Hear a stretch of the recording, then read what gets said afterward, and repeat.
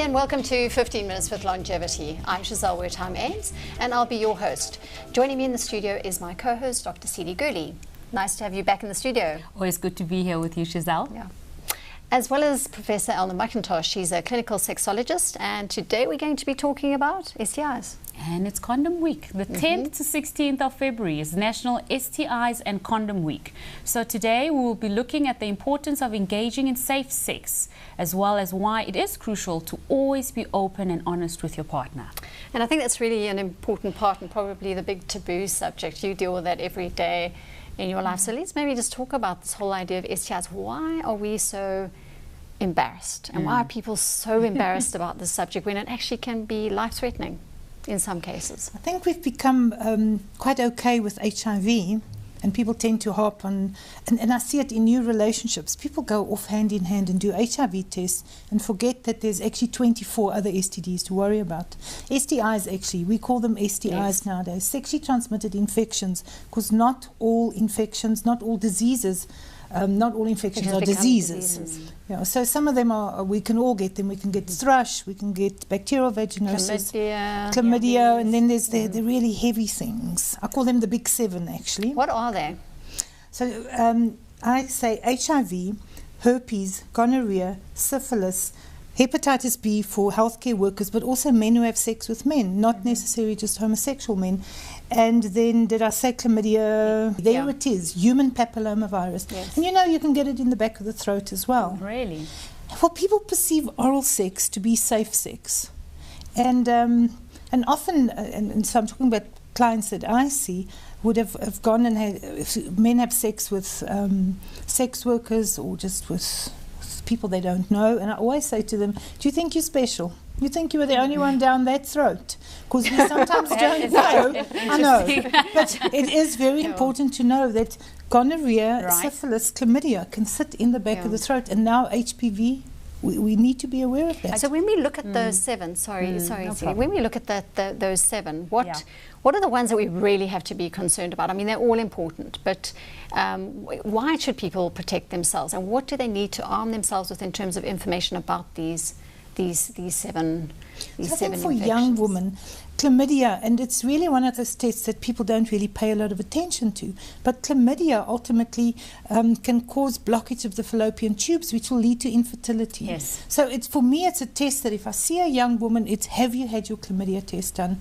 And HPV, it is a pap smear, and that is something that I feel women should do every year. Because that's the cervical cancer route that we will go down if we... Yeah, and the ones where, again, from a society, I mean, I think there's certain infections out that there is simply no remedy or treatment for. For example, herpes. I think you can take, you can use creams and that, but there is no cure for herpes. And like love, it's forever. It's forever. Exactly. Yeah. But what are responsible ways when it comes to getting partners to engage as a couple, whether it's homosexual, heterosexual, etc., to really explore the sexually transmitted infection conversation? I think one of the things we see a lot in clinical practice is you'll get one of the partners presenting when there's already a problem. You do the screening and they want an STI profile. You do that, but you don't get the partner buy-in. How do you, in your profession, encourage there to be an openness and destigmatizing STI so that partners really engage sexually responsibly in these kind of scenarios? So I think it's exactly shows like this where you can, because we need to start a dialogue. You know, I watched a very interesting show tonight, and actually I thought we have actually never gone for testing, because what often happens is we meet a new partner and you start off with all good intentions and you're using condoms, and then sort of 2-3 months later you think, well, I'm not seeing anybody else. Yeah. And then the condom goes and and sometimes it is and sometimes it isn't. So when I see, and I see a lot of young women, and we call it well woman screening. So they will come for their family planning, we check their breasts, and it's a wonderful opportunity to actually sit down with women and talk to women. But we tend to not talk to men. Because men, why? Because they don't come to the clinic. Unless they did, you know, almost. And now you raise an interesting point, because if we think about it, the men can be more in control of that of actually the protection side of sex. Yes. So, you know, I know we have a female condom now and we can talk a little bit about, but let's be honest. I mean, if a man is not using a condom and you cannot stand up to that, you are putting yourself at huge risk. And it is very difficult for a lot of women to do that. Women to do that. If men were just to accept or to be very responsible about that, then we would probably have less problems. So how, you know, how do we get to that point? Because is it because people don't, you know, they don't know that they are infected, or they simply just don't want to deal with it? What do you, I mean, in your experience? I think also, if you just look at anatomy, so men have genitals that are there that you can see, and they do. They look at them often and they feel, are they still there? And then they are, and then they go along again. Whereas as women, we're like, let's rather not. And so often we think, and this is what happens to a lot of women. They get thrush or they get bacterial vaginosis, and they think, oh, I smell a bit funny, but let's just leave it. And instead of actually go and investigate, and where you can put people's minds at ease. You know, it's almost like a foreign country. You know, it's like the Bermuda Triangle. People never come back from there. So let's just not even talk about it. And so how do we make it more easier? And in relationships, it's often like we blame. The first one to test or has a funny itch. And you know the great thing about a new relationship, you have a lot of sex. Right. And then suddenly if you have a lot of sex, you get what we lovingly call honeymoon cystitis. You get a bladder infection. Right. And now, instead of just actually going and again, that's a wonderful opportunity. When you got a bladder infection, and I'd say to them, oh, you've got a new partner, whatever, and have you looked? And are you on a contraceptive? That you can cover that whole region almost, I want to say. In a small consultation. Now the fun part. Yeah, well, I really want to ask this question. I mean, you know, how safe? I mean, we spoke about, protection, and we have various. Yeah, I have a female. I'm going to give that to you. This is a female condom, I'll get connected. I'll give you that. I don't know what that is. Colourful. It's colourful. And then, of course, these are, you know, what we all kind of know about male, Right. you know, the male protection. Oh, can this really protect you against an STI?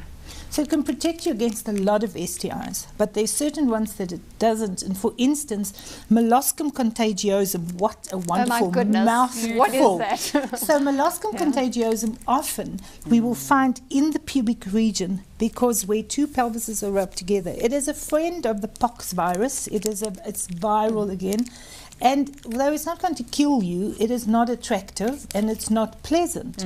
So we often see them and they just look like pimples or ingrown hairs. But it's a viral infection and it needs treatment. So that is not going to protect you. Neither does, if you've got genital warts, which is 6 in 11, we get 100 different types of HPV. And so 6 in 11 causes genital warts. So often around the base of the penis, we find these warts. So you're protected everywhere else, but around here. And then if we're in heterosexual sex, right there, the vagina and the penis is there, and right there we get the warts and around the base of the penis. So often, sort of almost as part of foreplay, you have to easily part that hair and sort of look, because there can also, pubic lice can also sit there, which is also an STD, and we don't really talk about that either. Elna, I'm really interested. You know, when it comes to condom promotion in all sorts of scenarios in society, people are extremely resistant to look at the 99% versus 100% aspect of protection. These guys, what kinds of infection are they really good at protecting an average person from? So HIV, we know. And then again, HPV, it would be good at syphilis, gonorrhea. But to get a person to perform oral sex on a genital with condoms, no, people don't want to. No, that's not attractive. That's not nice. So then I say, but you get haven't you got flavored in your hand there? What is that? Mine is a very interesting flavor. Banana flavored lubrication. I don't think these are flavored. So you can perform these kind of, I'll call it transactions, with protective devices like a condom. Alcoholic transaction. No, oral transactions. It's a new word. It's a new medical terminology. An oral transaction. Yes, absolutely. You can use, you know, I often think of oral sex, it's quite an art. It's like an acquired taste almost. You know, it's like sushi and raw eggs and a mixture of things. But women have a gag reflex. It's very difficult for us often to perform oral sex. But if you've got some sort of nice tasting, something that already helps a little bit, I think. But again, can you see the communication? We need to talk about it. You can't just bump the back of my head and force something. We need to actually talk. And if we're going to have sex, and now people don't do this, when we first meet and we go, what was your grade 1 teacher's name? We discuss everything except the first time we're going to have sex. Is it going to be protected? Are we first going to go for testing? So I think in 2014, a very romantic thing to do is let's go together. You know, this whole together. Yes, and we actually go and test. What can be more romantic than that? It says I'm taking a responsible. I trust you as responsible as me. We're talking about this. We're spending some time together. And I think you probably summed it up there. But is there any other advice? Because again, we talk about this, but what should the message be out there? First of all, if you are infected, if you have an infection, what is your response to that? So and then general advice in closing. So if you've got an infection, because it's very easy, we say you must disclose, but you know, it's not that easy to actually disclose whether it's your HIV status or your herpes status. It's because we now feel, oh, so I'm telling you I'm HIV positive and I feel so much better, but you weren't ready for this. So it's about timing.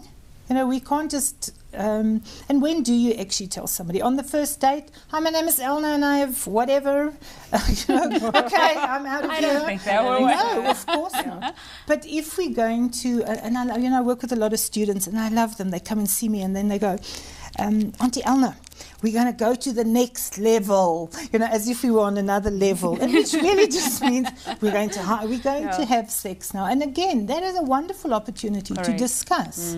But I think as you get older, or it's almost easier if you're starting off a new relationship, because then you can say, this is what we're going to do. But if you're in a relationship and you may be starting to feel, you know, I think he's cheating on me, but how do I actually address that?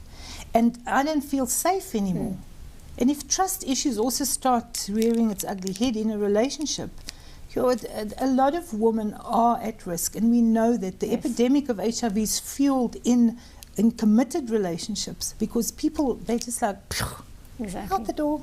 So you've got to stand up for your rights. You've got to have your boundaries. Open communication seems and you to must be the cornerstone. That. And you should get tested regularly, I assume. So when you have your gynae checkups, or if you're a male, when you have your medical checkups, check. I just want to say that there are wonderful, responsible men out there. And there are a lot of women that also cheat. Yes.